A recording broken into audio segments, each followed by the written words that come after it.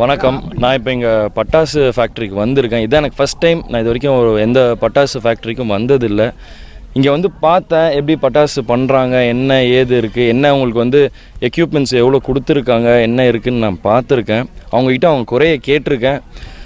இப்போதைக்கு அவங்க ஊரில் தண்ணி இல்லை, ரோடு வசதி இல்லை அப்படின்னு தான் சொல்லியிருக்காங்க எல்லோரும்.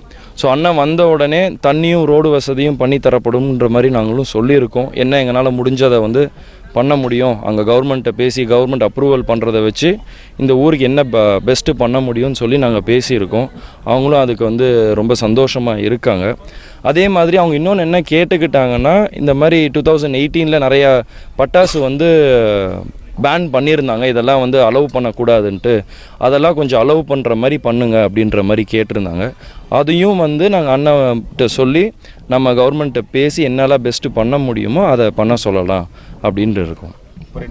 அண்ணாவுக்கு எல்லோரும் ரொம்ப எழுச்சியாக பார்க்குறாங்க. ஒரு யங்ஸ்டராக இந்த மக்களுக்கு நான் ஒரு புதுசாக நல்லது செய்யணுன்னு இருக்கிறத எல்லா மக்களுக்கு தெரியுது, புரிய வருது. போன 10 வருஷமாக ஒரே எம்பி தான் இங்கே இருந்திருக்காரு, எதுவும் பெருசாக பண்ணலை, இந்த தொகுதிக்கு எதுவும் நடக்கலைன்ட்டு அந்த அதிருப்தி இங்கே மக்கள்கிட்ட நல்லாவே தெரியுது. ஸோ ஒரு மாற்றம் வேணும்னு ஆசைப்படுறாங்க. அதனால் அண்ணனுக்கு ஒரு வாய்ப்பு கொடுக்கலான்ட்டு நிறைய பேர் மூலயமா அது தெரிய வருது. அப்பா இப்போ இல்லாதது இங்கே எல்லாருக்குமே ஒரு வருத்தம் தான், ஒரு கேப் இருக்குது. ஸோ அதை நான் அதை தான் எல்லா இதுலேயும் சொல்லிட்டு வரேன். எல்லாம் அப்பாவை மிஸ் பண்ணுறாங்க, பார்க்க முடியலன்னு ஏங்குறாங்க. அது பண்ண தேவையில்ல. அப்பாவோட மறு உருவமாக எங்கள் அண்ணன் வந்திருக்காப்புல இந்த தொகுதிக்கு நல்லது செய்யணுன்றதுக்காக.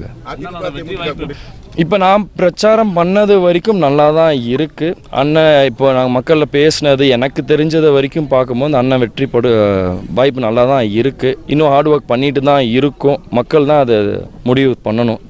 ஸோ நல்ல முடிவாக கொடுப்பாங்கன்னு நாங்கள் எதிர்பார்க்குறோம். கூட்டணி ரொம்ப நல்லாவே இருக்குது. ஏன்னா நாங்கள் நான் ஒன்றா தான் ஒர்க் பண்ணிகிட்ருக்கோம். எனக்கு இதுதான் பிரச்சாரம். இது வரைக்கும் அம்மாவோட போயிருக்கேன், அப்பாவோட போயிருக்கேன், ஒரு பின்னாடி இருந்து தான் பார்த்துருக்கேன். தடவையாக ஓட்டு கேட்டு ஒரு வண்டியில் ஏறி பிரச்சாரம் பண்ணுறது இது தடவை. எனக்கு அதிமுக அண்ணனோட ஒர்க் பண்ணும் போதோ இல்லை எங்கள் கட்சிக்காரங்களோட ஒர்க் பண்ணும் போது எனக்கு வித்தியாசமே தெரியல. எல்லோரும் ஒன்றும் மண்ணுமாக தான் வேலை செய்கிறாங்க. ரொம்ப அந்யோன்யமாக தான் இருக்குது எங்களுக்குள்ள.